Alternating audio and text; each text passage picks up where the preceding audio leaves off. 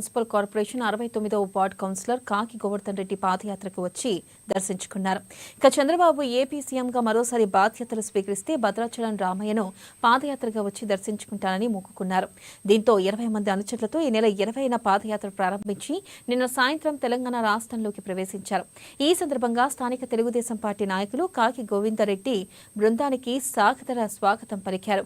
గత ప్రభుత్వంలో చంద్రబాబుపై రాజకీయ కుట్రతో అకారణంగా నిందలు మోపుతూ రెడ్డి జైలుకు పంపిన కారణంగా సీఎంగా చంద్రబాబు గెలిస్తే భద్రాచలం పాదయాత్రగా వస్తానని మొక్కుకున్నట్లుగా తెలిపారు.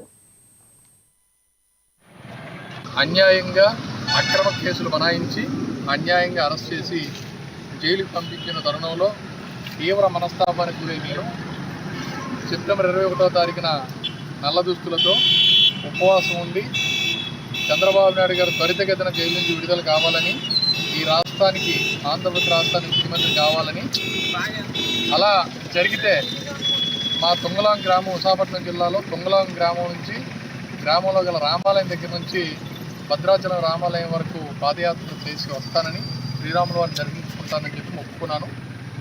నేను మొక్కుకున్న ప్రకారం శ్రీరామచంద్రుడు వారు చల్లగా చూడడం, ఆంధ్రప్రదేశ్ ప్రజలందరూ అఖండమైన మెజారిటీతో 4వసారి రాష్ట్రాన్ని ముఖ్యమంత్రి చేయడం జరిగింది.